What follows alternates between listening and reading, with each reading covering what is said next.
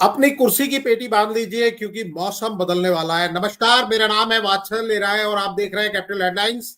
ये है capital headlines का लाइव शो और मेरे साथ हैं जाने माने हमारे एक्सपर्ट दिग्गज, जो पॉलिटिकल एक्सपर्ट भी हैं, इंटरनल सिक्योरिटी के एक्सपर्ट भी हैं और विदेश मामलों के एक्सपर्ट भी हैं।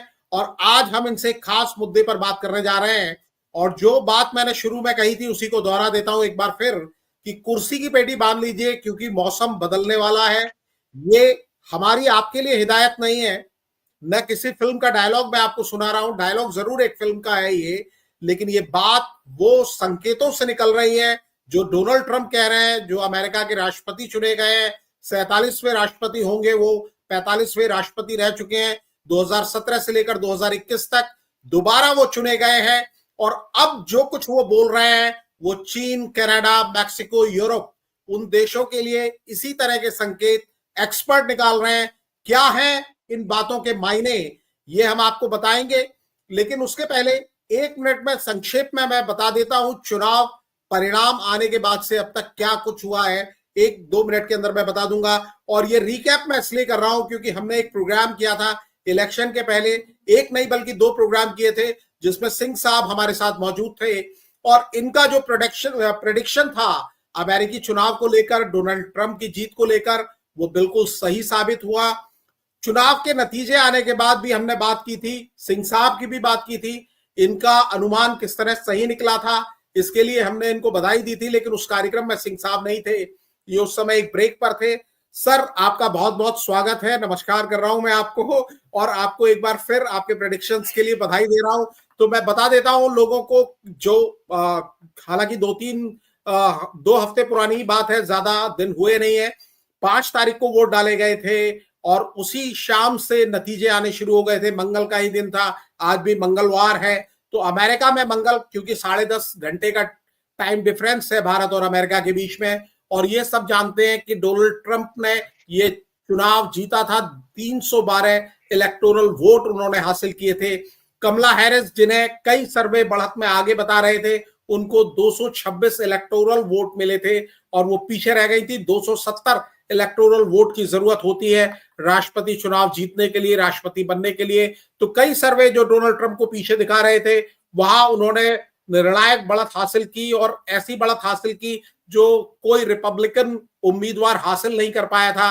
और खास तौर पर जिन स्विंग स्टेट की हमने बार बार चर्चा की थी, तमाम दूसरे एक्सपर्ट ने भी चर्चा की थी, सिंह साहब ने भी आपको उसके बारे में बताया था कि अमेरिका में कुछ स्टेट है जिनको रेड स्टेट कहा जाता है, जहां रिपब्लिकन पार्टी का दबदबा रहा है। कुछ ब्लू स्टेट है जहां डेमोक्रेट्स का दबदबा रहा है। और ये 7, Arizona, Georgia, Michigan, Nevada, North Carolina, Pennsylvania और विस्कॉन्सिन, ये 7 स्विंग स्टेट हैं जिनमें जो जीतता है मान लिया जाता है कि वही जीतेगा, क्योंकि ये किसी एक पार्टी के लॉयल नहीं है, ये अपनी लॉयल्टी बदलते रहते हैं। और पहली बार, लंबे समय के बाद पहली बार ऐसा हुआ कि किसी रिपब्लिकन उम्मीदवार ने 7 स्विंग स्टेट में बढ़त बनाई और यही निर्णायक बढ़त साबित हुई। खासतौर पर पेंसिल्वेनिया, जहां पर सबसे ज्यादा 19 इलेक्टोरल वोट थे। डोनाल्ड ट्रंप चुनाव जीत गए, उम्मीद से ज्यादा बेहतर तरीके से जीते। और उसके बाद उन्होंने अपनी कैबिनेट का, मतलब जो उनके सहयोगी होंगे, जो उनकी टीम होगी, उसका भी ऐलान करना शुरू कर दिया।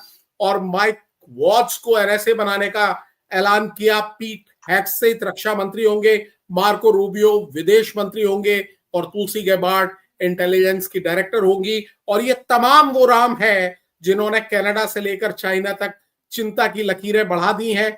तो डोनाल्ड ट्रंप साहब अपने काम के लिए, अपनी एक शैली के लिए पहचाने जाते हैं। और मैं बता देता हूं कि आज का जो कार्यक्रम हम करने जा रहे हैं उसको लेकर क्या कुछ कहा गया है, क्या बताया गया है। एक बयान कल सोशल मीडिया पर पोस्ट किया डोनाल्ड ट्रंप साहब ने, और उन्होंने कहा कि as everyone is aware, thousands of people are pouring through Mexico and Canada. मतलब अमेरिका में मैक्सिको और कनाडा के जरिए तमाम लोग, हजारों की संख्या में लोग आ रहे हैं। उनको वो अवैध प्रवासी कहते हैं डोनाल्ड ट्रंप साहब, और लगातार इनको रोकने की बात करते रहे हैं। अपने पहले कार्यकाल में भी उन्होंने यही बात की थी, अपने दूसरे कार्यकाल की शुरुआत भी उन्होंने कहा है। और इन्होंने एक अहम ऐलान किया, ये अपने सोशल प्लेटफॉर्म पर इन्होंने जो पोस्ट किया उसमें साफ कहा कि ऑन जनवरी 20, जिस दिन वो शपथ लेंगे, as one of my many first executive orders, जो मेरे तमाम फैसले होंगे, जो मेरे निर्णय होंगे, जो आदेश मैं जारी करूंगा शुरुआती, I will sign all necessary documents to charge Mexico and Canada a 25% tariff on all products coming into United States. यानी मैक्सिको और कनाडा से जो यूनाइटेड स्टेट में प्रोडक्ट आते हैं उन पर 25% टैरिफ लगाने का ये ऐलान किया उन्होंने। और उसके बाद मैं कुछ मीडिया रिपोर्ट्स आपको दिखा देता हूं, इसके बाद सिंह साहब से समझेंगे क्या मायने हैं। तो आप देख सकते हैं ट्रूडो की मुश्किलें बढ़ाएंगे ट्रंप और मोदी। मोदी साहब को भी जोड़ दिया गया है क्योंकि ये भारतीय अखबार है नवभारत टाइम्स, उसने एक इस तरह की हेडिंग दी है। क्या मायने हैं इसके वाकई, क्या प्रधानमंत्री नरेंद्र मोदी भी ट्रूडो को घेरने में ट्रंप के साथ होंगे, ये अभी समझेंगे। दूसरा, ये नेटवर्क 18 ने इस तरह की हेडिंग दी है, अमेरिका ने दबाया चीन का हाथ। मामला क्या है, क्योंकि चीन के ऊपर भी ट्रंप ने कहा है कि वहां से भी वो टैरिफ बढ़ाएंगे। और ट्रंप के एक बयान से चीन कनाडा की करेंसी में गिरावट, ये एक अखबार ने हेडलाइन दी है। चाइना के बयान के बारे में भी बताया गया है कि चाइना ने कहा है जीत तो कोई नहीं पाएगा।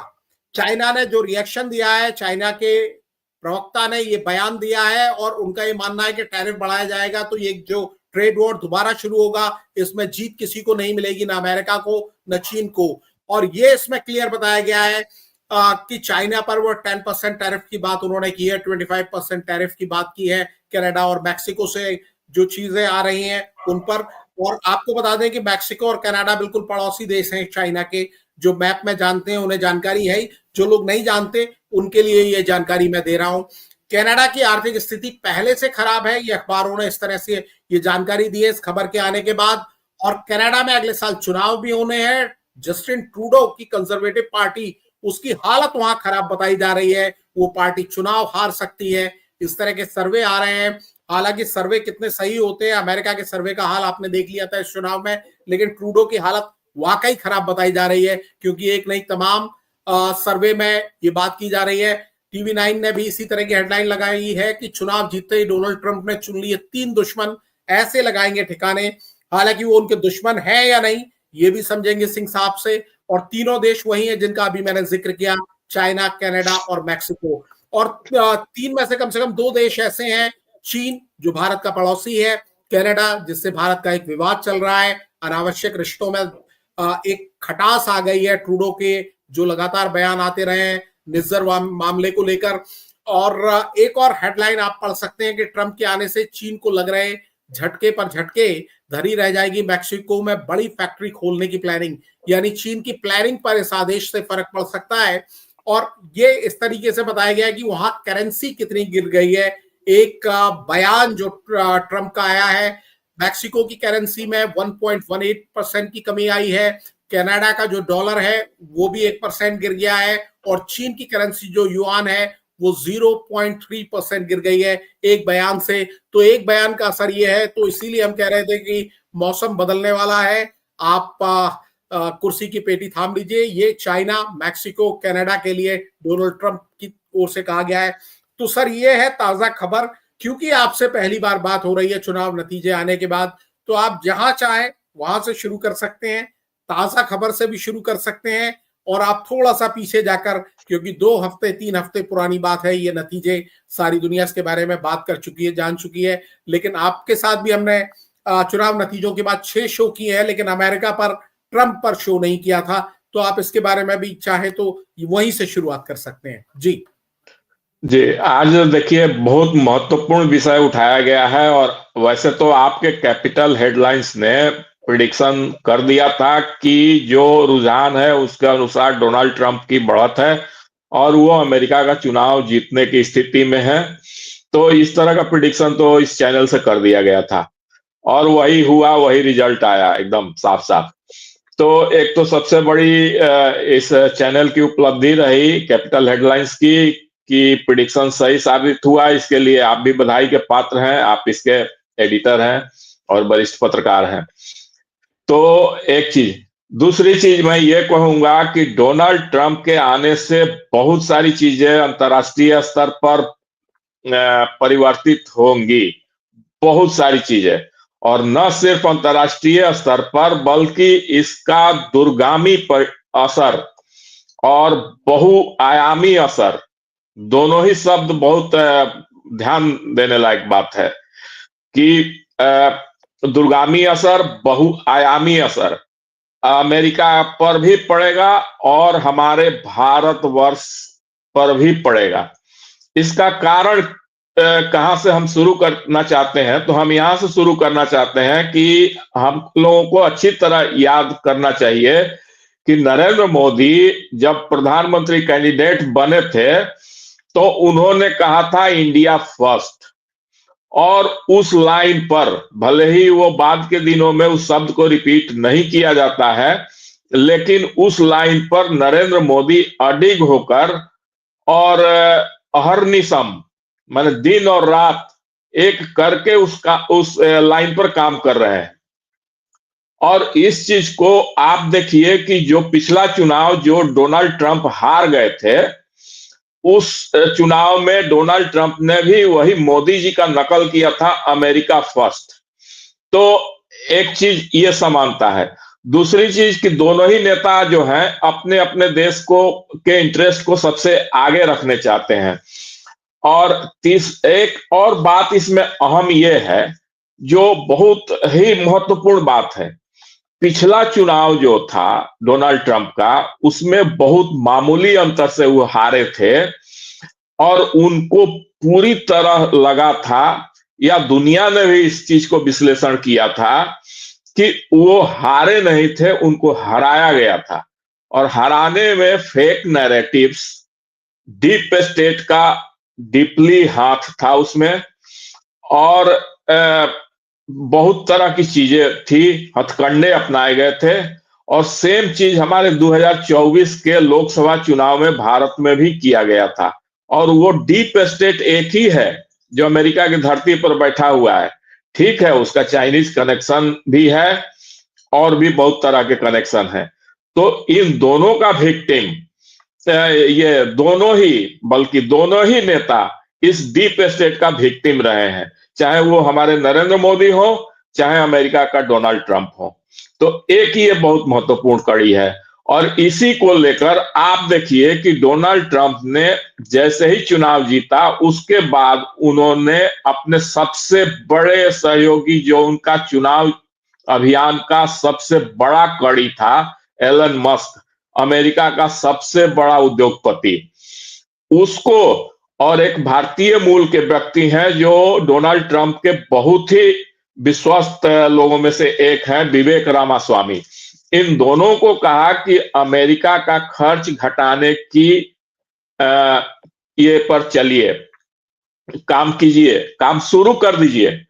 तो ये इसका कारण क्या है? इसका कारण है कि 2022 में पहली बार अमेरिका का जो कर्ज है वो 30 ट्रिलियन डॉलर, 30 ट्रिलियन डॉलर से पार कर गया था। और आज 2024 में अमेरिका का जो कर्ज है अमेरिका के ऊपर, वो लगभग 35 पॉइंट समथिंग यानी 36 ट्रिलियन डॉलर के आसपास है। तो एक चीज ये। दूसरी चीज कि डोनाल्ड ट्रंप ने स्पष्ट कर दिया है कि हम नाटो को खर्च घटाएंगे। तो इसका जानते हैं इसके पीछे क्या रणनीति है? दो चीज है, बहुत समझने वाली बात है। एक तो है कि 32 देशों की भागीदारी है नाटो में, और 2-3 देश ही हैं जो नाटो का सारा खर्च उठाते हैं, और उसमें अमेरिका जो है नाटो का मैक्सिमम खर्च उठाता है। हमको एग्जैक्ट नहीं याद है कि कितना, लेकिन सबसे बड़ा भार जो है अमेरिका के कंधों पर है। तो डोनाल्ड ट्रंप का कहना है कि फायदा तो नाटो का सब लोग लेंगे और खर्च हम सहेंगे, ये नहीं चलेगा, आप सब लोग बराबरी के स्तर पर आइए। इसका एक और अप्रत्यक्ष परिणति होगा, जानते हैं, जो उतावला था यूक्रेन कि हम नाटो में जाएंगे जो बाइडेन के कार्यकाल में, और जिसके चलते पुतिन चिढ़ गए और उसके वजह से पुतिन चढ़ गए यूक्रेन पर, वो यूक्रेन अब खुद ही कहेगा कि नाटो में जब खर्च देने की बात आएगी तो हमको तो भाई ना किसी से खतरा ही नहीं है, हम तो जानबूझकर पंगा लिए हैं पुतिन से, हमको पंगा नहीं लेते तो पुतिन हमको नहीं, हमारे ऊपर तो एक पत्थर भी नहीं चलाते पुतिन, जरूरत ही नहीं थी उनको, क्या जरूरत थी? तो हमारे ऊपर तो ना इधर से खतरा है, ना उधर से खतरा है, ना पूरब से ना पश्चिम से, कहीं से खतरा नहीं है। तो हम क्यों नाटो का सदस्य बनेंगे पैसा खर्च करने के लिए? उतना पैसा हम बचा कर रखेंगे, हम नाटो का सदस्य नहीं बनेंगे। ये एक बहुत बड़ी बात होगी। और इसका नतीजा ये होगा कि रूस के साथ फ्रेंडली संबंध डेवलप होंगे अमेरिका का। और इसका नतीजा होगा कि जो रूस लगातार चीन के साथ सटता हुआ चला जा रहा है, वो रूस फिर यू टर्न ले सकता है। तो ये अंतरराष्ट्रीय परिस्थितियां हैं। अब एक चीज और आते हैं कि आपने तो बहुत सारी चीजें बता ही दी हैं कि कनाडा, मेक्सिको और चीन चीन पर लगभग 60% तक टैरिफ लगाने की ट्रंप का जो अपना टीम है वो सोच रहा है, 60% तक। और कनाडा, मेक्सिको पर 25% तक। तो ये जो चीन को रोकने की कोशिश की जा रही है, इसका फायदा भारत को उठाने का मौका मिलेगा। और चूंकि भारत में एक डायनामिक लीडरशिप अभी है सत्ता के शिखर पर, तो निश्चित रूप से इसको अपने अवसर के रूप में तब्दील करने की क्षमता हमारे भारत में है, हम लोगों में है। हम लोग वो शायद कर पाएंगे, ये चीज है। तो हाँ, बेशक डोनाल्ड ट्रंप जो है वो एक अनप्रिडिक्टेबल पर्सनालिटी है, उनके बारे में कहा जाता है। तो वो शायद हो सकता है कि उन्होंने जानबूझकर इस तरह की छवि बनाई है कि कुछ लोग उनसे डरे। ऐसा ना हो कि जैसे नहीं डरे। और इसका आप उदाहरण देख लीजिए कि अभी से हमास, फिलिस्तीन, ईरान, हिजबुल्ला सारे अभी तक जहां तहां से मैसेज डिलीवर कर रहे हैं कि भाई अब हम ट्रूस के लिए तैयार हैं, हम अब शांति समझौता के लिए तैयार हैं।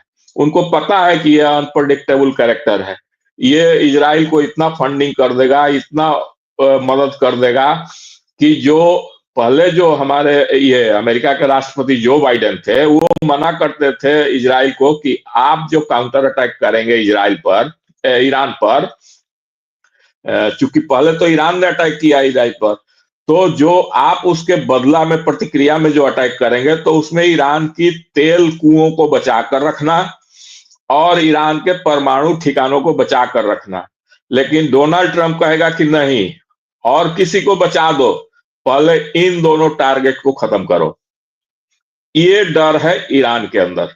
और इसका नतीजा है कि सारे ये जो हैं, जो इजराइल के खिलाफ लड़ रहे हैं, सारे अभी थरथरा रहे हैं और सारे को लग रहा है कि जितना जल्दी हो ट्रंप के शपथ लेने से पहले ये लड़ाई बंद हो जाए, युद्ध खत्म हो जाए, शांति समझौता हो जाए। ये स्थिति है डोनाल्ड ट्रंप की अनप्रिडिक्टेबल पर्सनालिटी का एक खौफ। तो ये सारी चीजें हैं।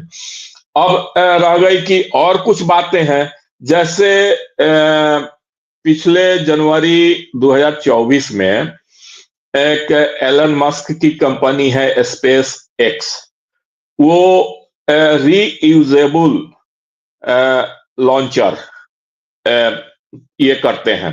क्योंकि एलन मस्क जो है रिसर्च एंड डेवलपमेंट पर बहुत ज्यादा खर्च करता है और इसका नतीजा है कि टेक्नोलॉजी में उसका कोई जवाब नहीं है, बहुत ज्यादा वो प्रगति कर लिया है। तो पहले हम लोगों की अपने इसरो की कैपेसिटी है 4000 किलो तक का रॉकेट हम लोग या अंतरिक्ष यान जो है अंतरिक्ष में भेज सकते हैं। हमारे पास इतनी तक की क्षमता है। 4000 किलो से ऊपर का जब हमारा यान भेजना होता है ऊपर, तो उसमें हम लोग बाहरी का सपोर्ट लेते हैं। तो उसमें फ्रेंच गुयाना से फ्रांस की एजेंसी का हम लोग मदद लेते थे। लेकिन पिछले साल जनवरी में मोदी जी ने एलन मस्क के स्पेस एक्स को मदद लिया गया और एक 4700 किलोग्राम का ये भेजा गया है GSAT-N2। और इससे जो है हमारे ब्रॉडबैंड कैपेसिटी इतना ज्यादा बढ़ जाएगी भारत में कि हम सुदूर, रिमोट, पहाड़ी क्षेत्रों में हर जगह ब्रॉडबैंड की सुविधा हम बहाल कर सकते हैं। इस क्षमता में हम लोगों को वृद्धि हुई है।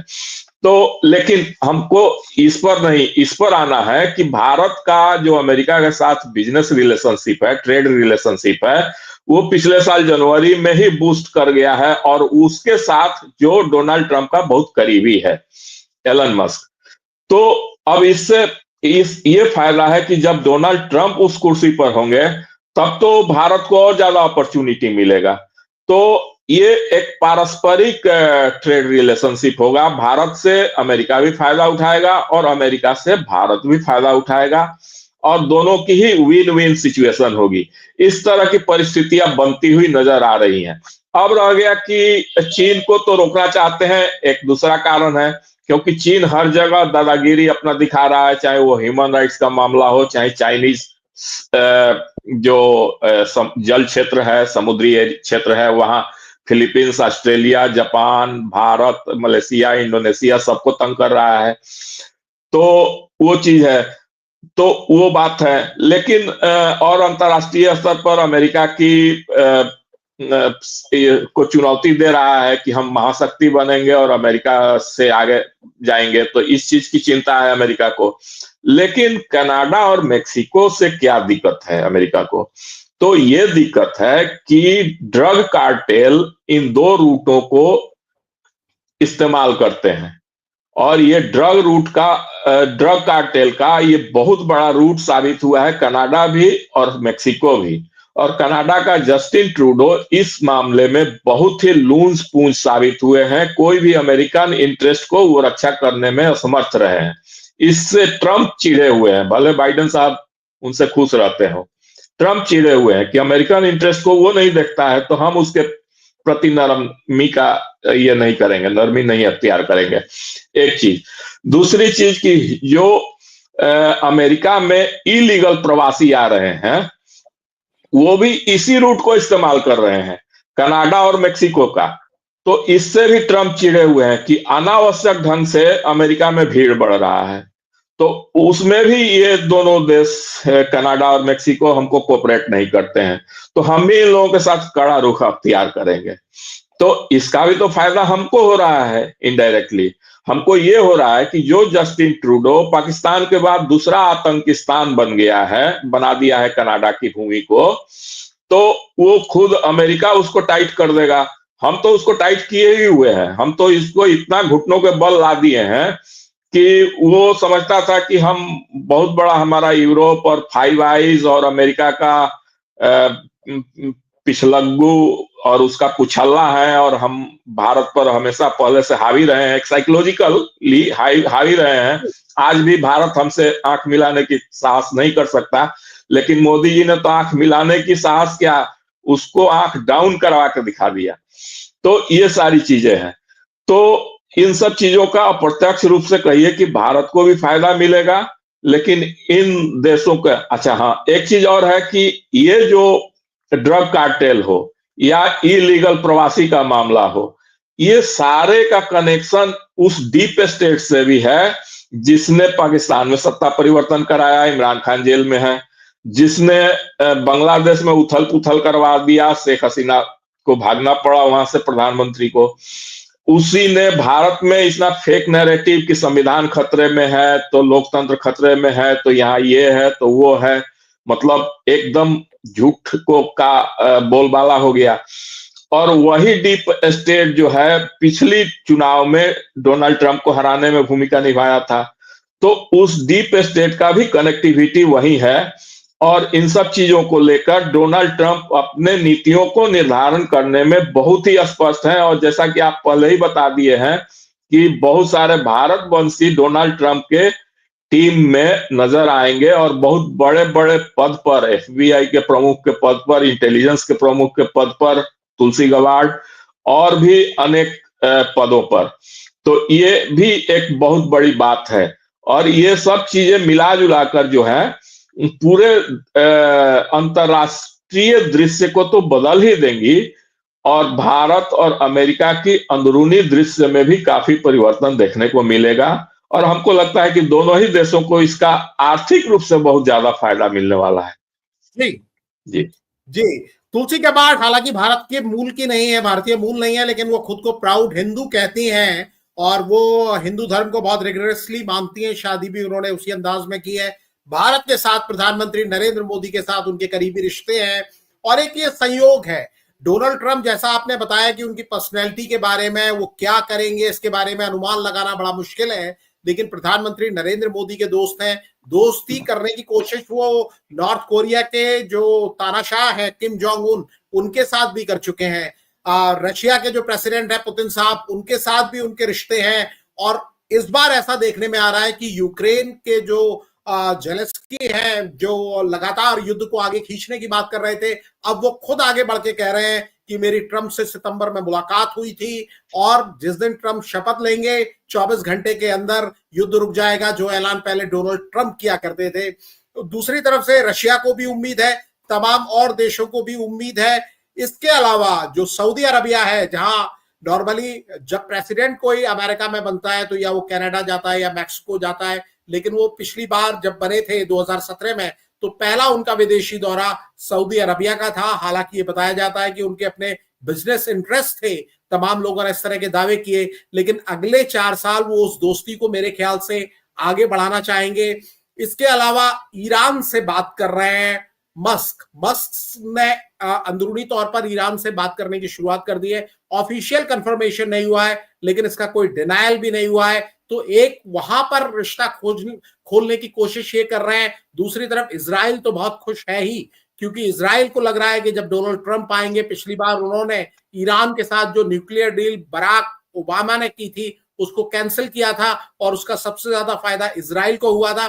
तो बहुत कुछ बदल गया है। और कनाडा के जो ट्रूडो साहब हैं, उनसे निजी खुन्नस किसी तरह की ट्रंप की लगती है, क्योंकि वो एक अनऑफिशियल खबर के हवाले से उनकी पैदाइश तक पर सवाल उठा चुके हैं ट्रंप साहब। इसको लेकर ट्रूडो भी उनसे बड़े नाराज रहते हैं और ट्रंप के बारे में बहुत इस तरह के बयान दे चुके हैं। बधाई जरूर दी उन्होंने ट्रंप को चुनाव जीतने के बाद, लेकिन लगता है कि क्योंकि आ गए हैं तो ट्रूडो की कुर्सी बहुत ज्यादा संकट में है। पहले भी बताया जा रहा था कि जो चुनाव होने वाले हैं कनाडा में, उनकी हालत पतली है, लेकिन अब लगता है कि बहुत ज्यादा पतली हो जाएगी। पर मैं ये समझना चाहूंगा कि जब सारे इक्वेशन इतने बदल रहे हैं, तो ये ट्रंप कब तक इस लाइन पर टिके रहेंगे? आपको क्या लगता है? मैं संक्षेप में आपसे जानना चाहूंगा, क्योंकि ये खुद अपने इंटरेस्ट भी देखते हैं, अपने देश के इंटरेस्ट भी देखते हैं और चीजों को उलट पुलट भी करते रहे। जी हाँ, बात तो सही है कि कभी कभी इनका बिहेवियर इस तरह से दिखाई पड़ता है कि चीजों को उलट पुलट करते रहते हैं, लेकिन एक चीज है कि उसमें बहुत कंटिन्यूटी रहता है। खास करके जब इकोनॉमिक मामला आता है, जब आर्थिक मामले आते हैं, तो उसमें कंटिन्यूटी रहता है। और जो टीम बनाया जाता है, वो टीम फिर उनको उस लाइन से इधर उधर होने भी नहीं देगा। टीम का भी एक जिम्मेवारी रहता है कि कभी उनको ऐसा लगे तो वो बैठकर उनको सलाह देने का काम करेंगे कि इससे जो है आपकी क्रेडिबिलिटी तो घटेगी, वो तो एक अलग की बात है, लेकिन साथ साथ लोगों का विश्वास उठेगा, तो उससे इन्वेस्टमेंट घटेगा, मैन्युफैक्चरिंग घटेगा। जो आप एम्प्लॉयमेंट के अवसर तलाश रहे हैं कि अमेरिका के अंदर हम एम्प्लॉयमेंट जनरेट करेंगे, रोजगार जनरेट करेंगे, लोगों का आय बढ़ाएंगे, इन सब चीजों पर काम करेंगे और अमेरिका को फिर से कर्ज के जाल से निकालेंगे, उन सब चीजों को झटका लग सकता है। तो इस माने में कम से कम कोई भी आदमी एग्री करेगा, कोई भी व्यक्ति, कोई भी एनालिस्ट एग्री करेगा कि कम से कम इन सब चीजों पर वो उनकी कंटिन्यूटी रहेगी, कंसिस्टेंसी रहेगी। हाँ, रह गया कि ठीक है, कभी कभी अब जैसे पिछले चुनाव इसमें देखा गया था कोरोना के टाइम में, कभी किसी लाइन पर भड़क जाते थे, कभी किसी लाइन पर भड़क जाते थे, तो वो उनका व्यक्तित्व है इस तरह का, नो डाउट। उनकी अनप्रिडिक्टेबल पर्सनालिटी के लिए तो वो काफी चर्चित रहे हैं देश विदेश सब जगह, और इस चीज के लिए उनके देश के अंदर आलोचना भी हुई। इस लाइन पर उनके प्रतिद्वंदी उनके खिलाफ चुनाव भी लड़े प्रेसिडेंशियल इलेक्शन में। तो वो सारी चीजें होती रहती हैं, लेकिन कुल मिलाकर जो हम लोग निष्कर्ष निकाल सकते हैं कि उससे आर्थिक संबंध जो है, बायलैटरल संबंध, आर्थिक और एटलीस्ट ये defence coordination, defence relation, defence cooperation, ये चीजें नहीं प्रभावित होंगी। इन दो लाइन पर, आर्थिक और सामरिक लाइन पर, जिसके साथ उनका एक बार शुरू हो जाएगा वो कंटिन्यू करेगा। और पहले भी हम लोग देख चुके हैं कि इस लाइन पर वो भारत के लिए ज्यादा अनुकूल साबित हुए हैं, और इस बार तो कुछ पहले से भी ज्यादा अनुकूल साबित होने वाले हैं, क्योंकि पहले से ही उन्होंने रुझान दिखा दिया है कि हमको क्या करना है और क्या नहीं करना है, खास करके चीन के संदर्भ में। जी। इसीलिए लगता है कि चीन ने पहले ही दोस्ती का हाथ बढ़ा दिया, तमाम चीजों पर उसकी सूरत बदलती दिख रही है। अच्छा है कि अगर ये चीजें आगे बढ़ती रहे, ब्रिक्स के पहले जिस तरीके से पहल की चाइना ने, वो भारत के लिए तो अपने आप में अच्छा है। भारत के लिए भी सारे सहयोग कम से कम विदेशी मोर्चों पर अच्छे होते दिख रहे हैं। डोनाल्ड ट्रंप ने अपनी एक टीम भी तैयार की है, कुछ लोगों के बारे में आज हमने बात की। सिंह साहब, हम आपसे निवेदन करेंगे कि फिर किसी दिन, क्योंकि 20 तारीख को, 20 जनवरी को इनका इनॉग्रेशन है, उसके पहले कई और ऐसे मुद्दे हैं अमेरिका से लेकर, अमेरिका से जुड़े हुए, डोनाल्ड ट्रंप से जुड़े हुए, उनकी टीम से जुड़े हुए, आगे क्या हो सकता है, क्योंकि अमेरिका इतना अहम देश रहा है पिछली 2 शताब्दियों से, जिससे दुनिया पर बहुत कुछ असर होता है। बाइडेन साहब आए थे, 4 साल में बहुत ज्यादा उनकी सक्रियता उस तरीके से नहीं रही। आखिरी साल में तो वो चीजों को भूलते हुए नजर आए, उनकी पार्टी ने खुद उनको दरकिनार कर दिया। और पहले वो प्रेसिडेंट का चुनाव लड़ने वाले थे, लेकिन बीच कैंपेन में ही उनको हटाकर कैंडिडेट बदलकर कमला हैरिस को ले आया गया। आखिर में कमला हैरिस भी चुनाव हार गई, लेकिन अब भी वो कई फैसले ऐसे ले रहे हैं जिससे दुनिया के तमाम देशों के साथ अमेरिका के रिश्तों पर असर होने की संभावना है। बात इस पर भी होनी चाहिए। मैं आपसे निवेदन करूंगा किसी और दिन हम इन मुद्दों पर भी बात करें। आज आप इस चर्चा में शरीक हुए, कैपिटल हेडलाइंस के लाइव शो में आप आए, आपका बहुत आभार, शुक्रिया, और सभी देखने वालों का भी आभार। नमस्कार।